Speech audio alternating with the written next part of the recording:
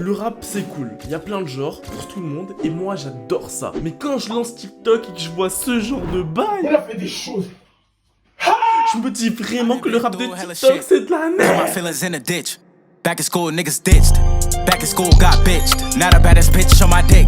Had a Bon, déjà je vais pas faire le mec à dire que tous les petits gars qui font des bails sur TikTok pour percer sont des merdes alors que je fais littéralement la même chose avec mes vidéos YouTube et surtout parce que je les écoute aussi. Mais quand il s'agit de M qui harcèle tout TikTok pour que tu vois le dernier truc de Saint-Amand qu'il appelle musique, oh là là. Parce que encore t'as vu, poster 2-3 TikTok de promo pour tes dernières musiques, vas-y ça passe, force et honneur. Mais là le poteau il nous poste 16 TikTok pour nous promouvoir sa dernière musique. Que dis-je? Son chef-d'œuvre, a.k.a. un remix zinzin de l'espace supplément drogue. Vraiment c'était insupportable, il était partout, genre c'était même plus une promo, c'était un harcèlement le bail. Tu lançais TikTok pour te malaxer le cerveau, mais non, un TikTok sur deux. J'ai un bec, ils sont là zaza. Elle comme mon zizi, mais je suis pas rasé, du coup elle zozote. En plus, honnêtement, le son était même pas si ouf que ça. Et c'est sans parler du clip qui était...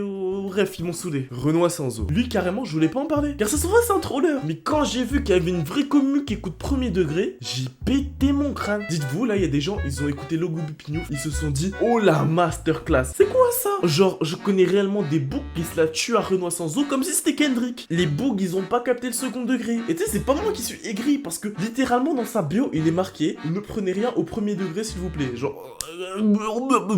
Et il fait plus de sketch qu'il fait de son rap, donc arrêtez d'aller en commentaire pour aller lui sucer la bite, je vous en supplie. Et vous savez, je suis pas con, je sais reconnaître un commentaire second degré. Mais le problème, c'est qu'il y a des vrais books qui font des vrais reviews objectifs pour dire c'est quoi les axes d'amélioration, alors que le groupe pignouf. Non, non, la grinta. Mais si, le mec qui fait... Je vais les choquer, ils m'ont mis au défi.